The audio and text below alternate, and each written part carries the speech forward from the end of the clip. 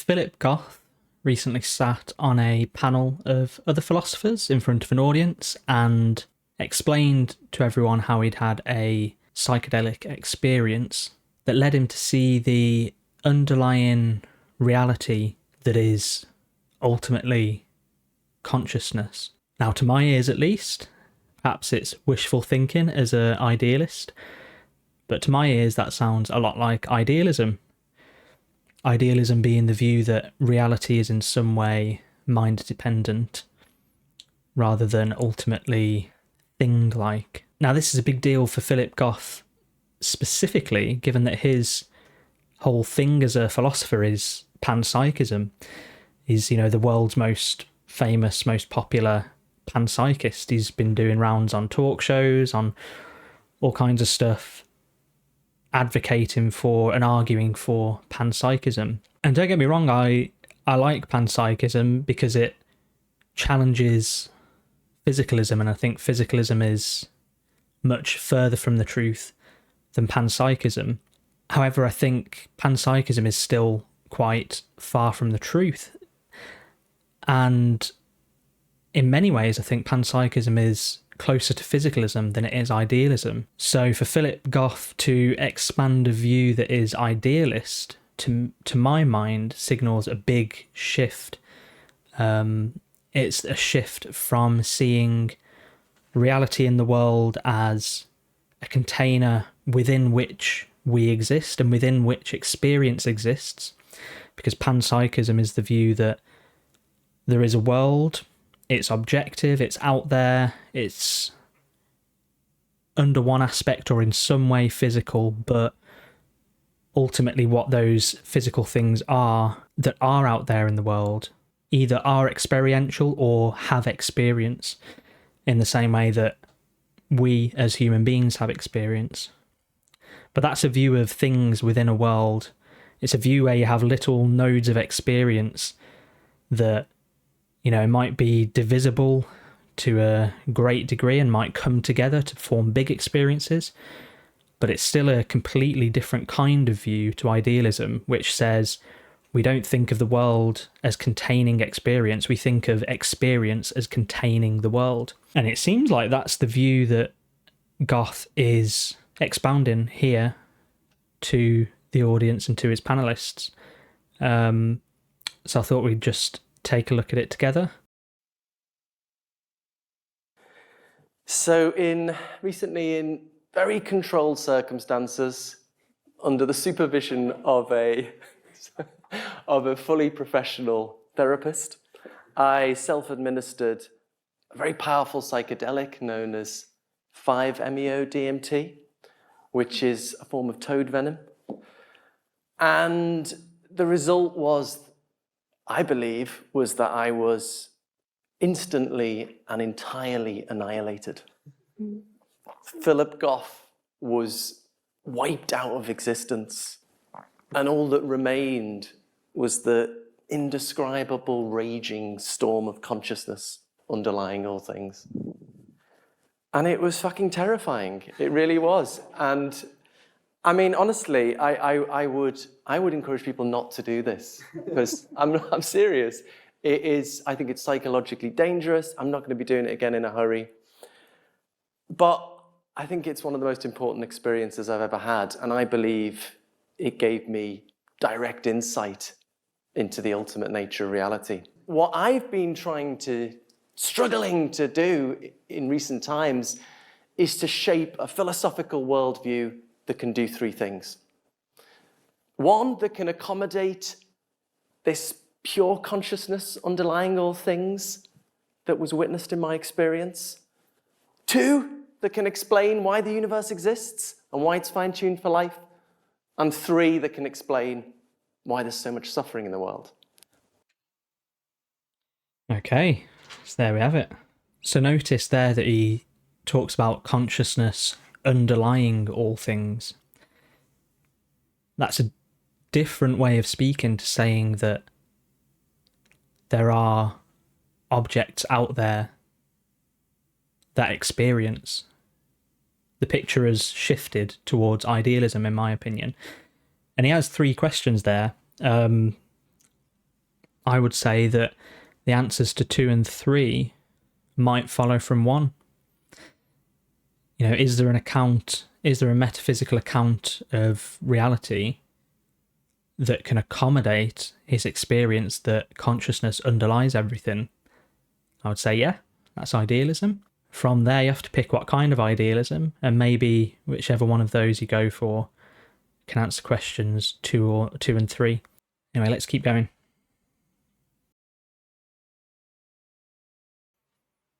But if you're just starting with Brahman, if that's the foundational thing, this pure, infinite, timeless consciousness, I don't understand why, how'd you get out of that suffering or delusion or differentiation? I think if you're starting with Brahman, pure consciousness, you're going to end with pure consciousness.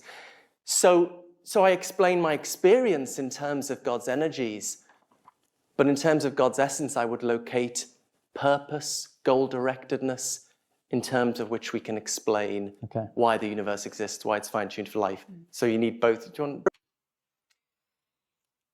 Right.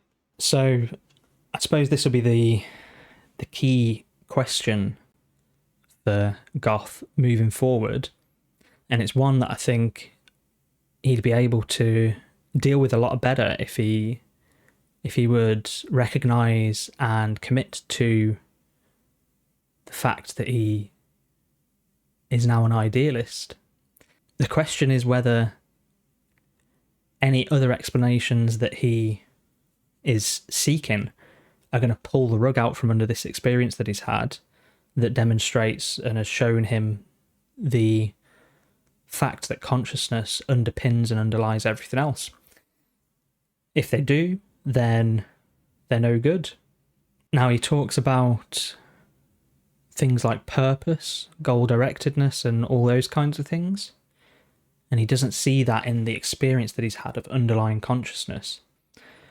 And I've not had this experience, so, I don't want to act as if I can speak for it, but what I would say is that if he's identified something that is this kind of awareness that's underlying our consciousness, and that is our consciousness in some way, but it's underlying everything else, we also can't discard our everyday mode of experience, our non-ego death experience. And in our non-ego death experience, our everyday life, we experience when we experience goal-directedness and so on, it's within the context of consciousness that we experience that. Those things are as much a part of consciousness as they are anything else. Our feelings of ought, our feelings of intent, our will, all of these things are a part of how we experience reality. They're not a part of the objective reality out there that we experience. They're kind of how we experience that reality. And so I think that can't be eliminated from the picture. Now, given he has had an experience where he's found this kind of pure awareness and ego death sort of nature of pure awareness that's underlying things, given that he's found that is kind of underlying everything else, he might want to separate the two in some way. He might want to say that the latter comes out of the former, and then he can ask, which I think is what he's doing, how can those two things coexist? And that's where he's finding a spiritual answer in Eastern Orthodoxy mysticism. And that's fine, but I think all of this has to be couched in the terms of experience and consciousness, because that's what he's discovered.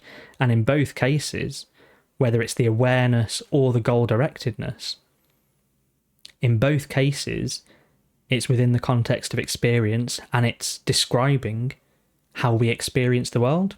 And so I think that point is one that shouldn't be forgotten. I often, in one of my previous videos, I spoke about questions that I have about distinguishing perspectives under an idealist framework.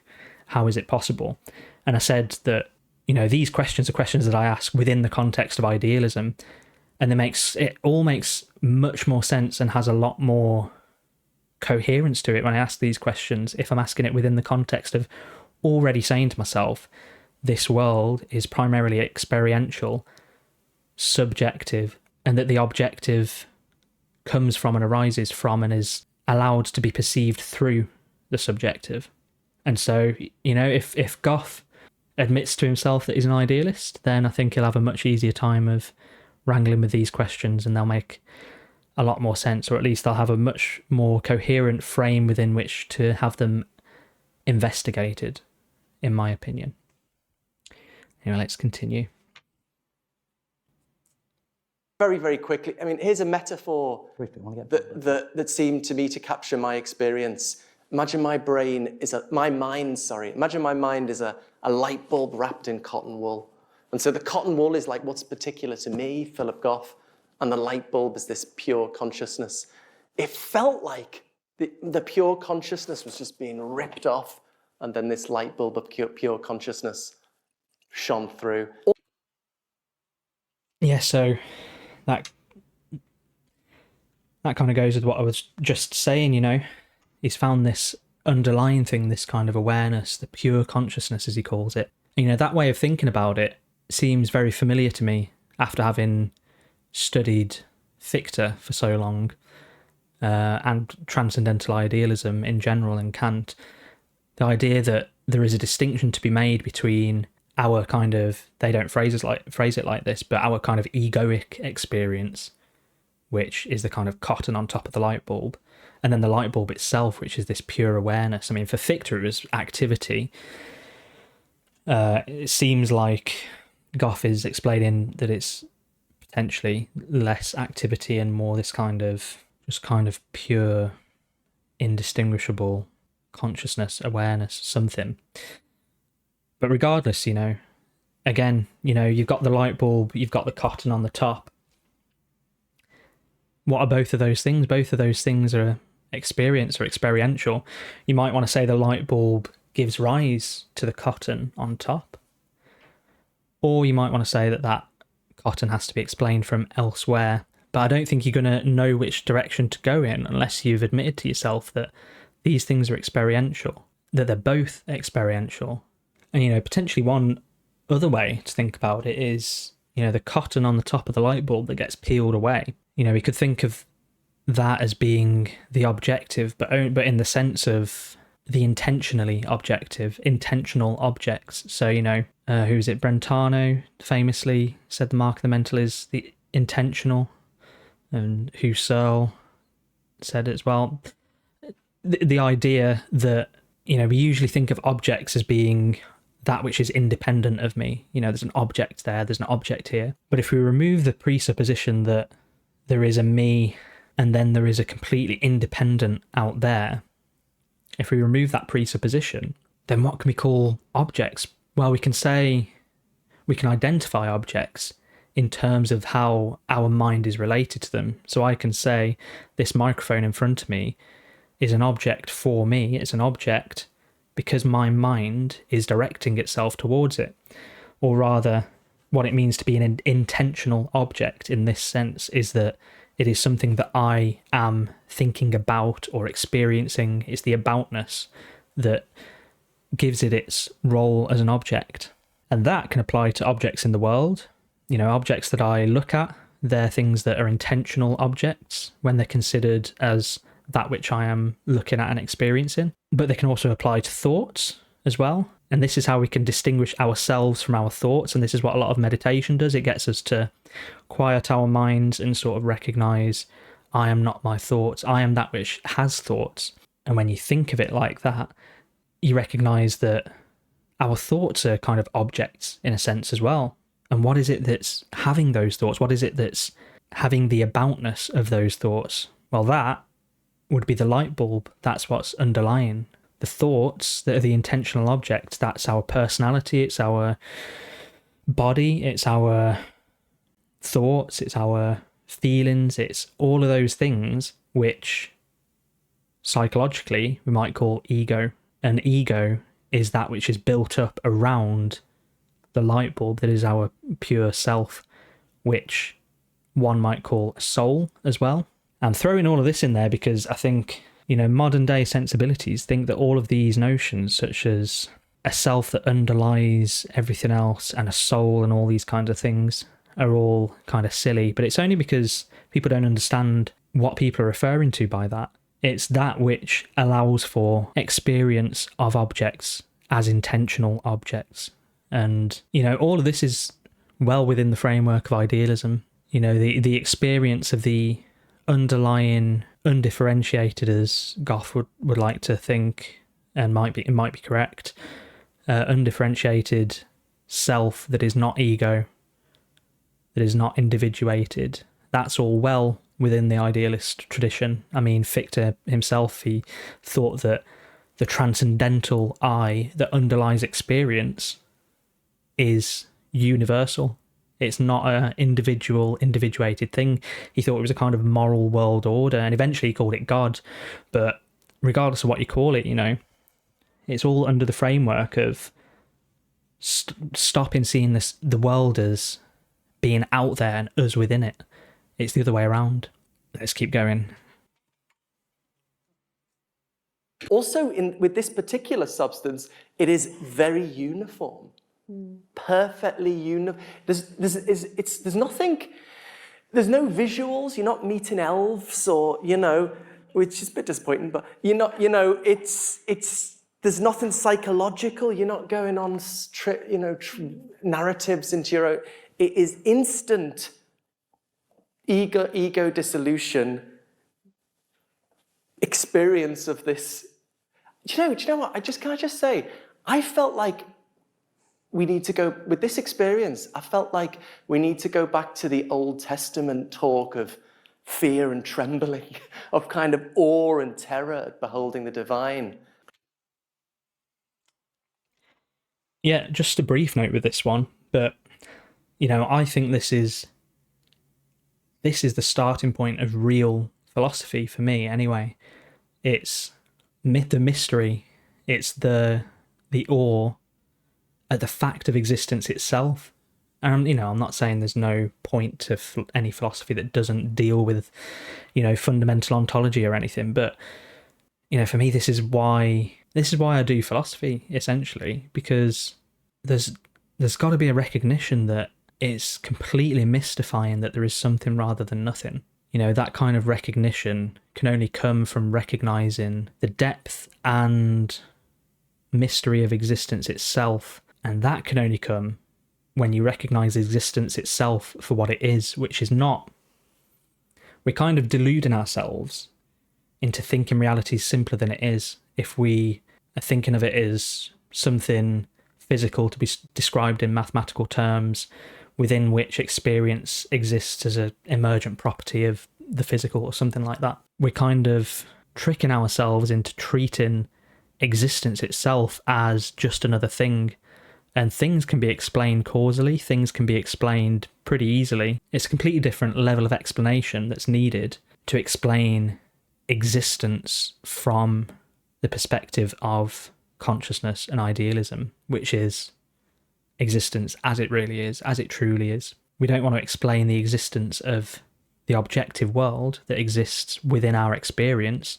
We want to explain the existence of that which gives rise to the objective world in our experience, which is our experience. And that is where the mystery comes in. And I think that is where the awe comes in. And that's probably where the start of a lot of spiritual experiences come in. So, all on board with that.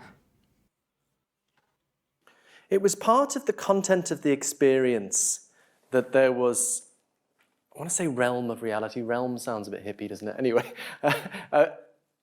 a realm of reality where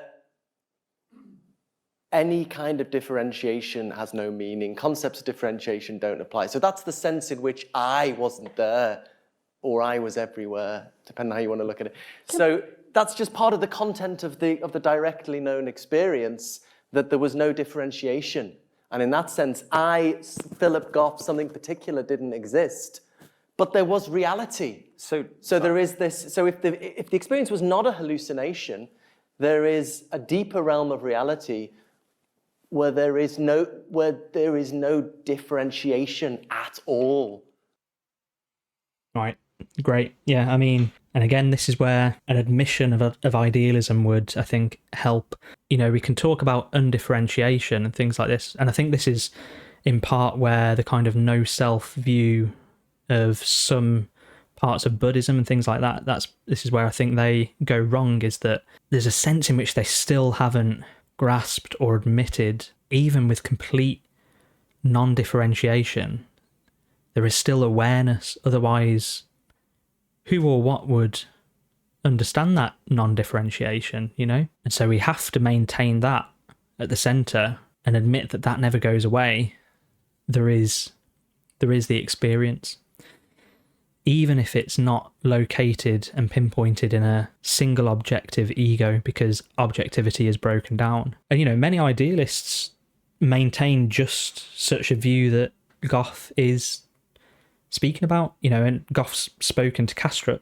And so, you know, Goff probably knows this as well. He's probably got people shouting at him left, right and centre to admit to his idealism. But yeah, there's still experience there. If I were Goff, I think I'd be asking myself, I'd be saying, okay, so I've had this experience.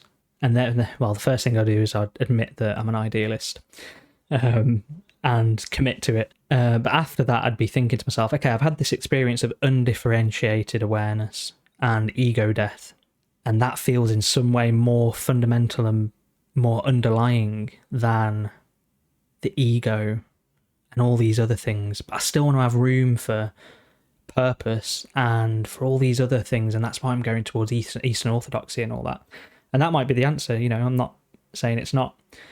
But the question I would be asking is there some way in which I can explain all the other elements of experience, the everyday experience, in terms of, or arising from, or at the very least, that are coherent with and cohere with this kind of underlying awareness, underlying undifferentiated awareness. And, you know, the question then might also be, I might be tempted to suggest, is there a sense in which we could think of what encourages or gives rise to these more kind of cognitive and objective forms of awareness, such as ours in everyday life? Is there a sense in which those could have been encouraged by, or in some way be, ideal, in the sense of the idea, you know, whether that's a kind of Platonic idea or a more sort of Kantian formalizing, structuring idea? Those would be some of the questions that I would be asking. And something that I would also be asking, and that I still ask myself about idealism, is who was it? What was the perspective from which this undifferentiated ego death experience was occurring? It wasn't my perspective. Goff wasn't experiencing it from my perspective. He wasn't experiencing it from anyone else's. Would he want to say he was experiencing it from everyone's? If not, then surely just his own. But then we've gone back to a single individual notion of self. And it's that interplay that I think, the individuated self versus the undifferentiated self, it's that interplay that perhaps we could never get under. Perhaps the interplay itself is formative of experience. I don't know. These are all questions from within the context of idealism. And yeah, I mean, it's exciting to see Goff finally become an idealist, in my opinion. We'll see. Maybe he has admitted it already. I should have probably looked it up if he's admitted it somewhere. We'll see. Hopefully he'll have more conversations with Kastrup, and Kastrup will, you know, get him on side with a strong arm. We'll see. Anyway, good stuff.